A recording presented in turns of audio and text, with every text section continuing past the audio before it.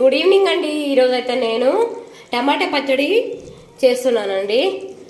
కావాల్సినవి ఇందులో ఒక 6 టమాటాలు తీసుకున్నాను. నిమ్మకాయ సైజ్ అంతా చింతపండు తీసుకొని ఇందులో వేసి ఉడికిస్తున్నానండి. ఒక గ్లాస్ వాటర్ వేసాను, ఓ 2-3 స్పూన్లు ఆయిల్ వేసానండి. ఇది మెత్తగా ఉడికిన తర్వాత ఇగో ఈ కారం వేసుకోవాలండి తగినంత. టమాటో చింతపండు మెత్తగా ఉడకాలండి. కొద్దిసేపు వెయిట్ చేద్దాం. ఉడికేటప్పుడు మాత్రం కొంచెం జీలకర్ర వేసుకోవాలి.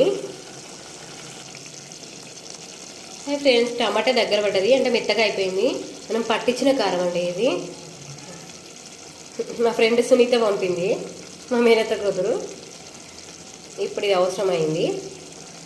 కొంచెం తగినంత కారం వేసుకోవాలి.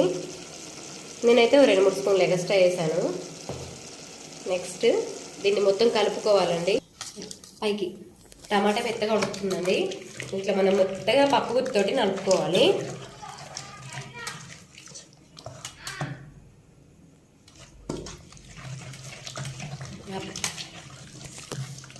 పైకి పెట్టు. గిన్నె బాగా ఎక్కింది. కొంచెం ఆయిల్ వేసాను. నెక్స్ట్ వక్క ముక్క దంచుకున్న తెల్లుల్లిపాయలు, కొంచెం ఆవాలు లో ఫ్లేమ్లో పెట్టుకోవాలి. కొంచెం ఫ్రై అయ్యాక సింపుల్గా అయిపోతుందండి టమాటో పచ్చడి.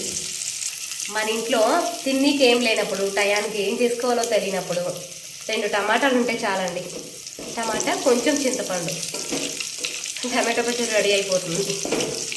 ఎట్లా పోపు రెడీ అయిందండి.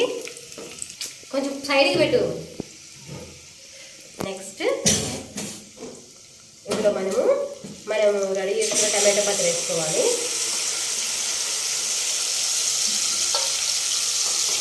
లో ఫ్లేమ్లో పెట్టుకొని బాగా కలపాలండి. ఆయిల్ అంతా పచ్చడి పట్టేలాగా ఉడికించాలి.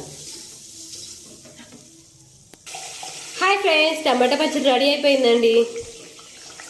చూడండి, కుటకుట అని ఉడుకుతుంది. ఇంకా వేడి వేడి అన్నంలో నేను చేసిన టమాటా పచ్చడి వేసుకొని అందరూ ఆస్వాదిస్తూ తినేసేయండి. నా పచ్చడి అయితే సూపర్గా ఉంది.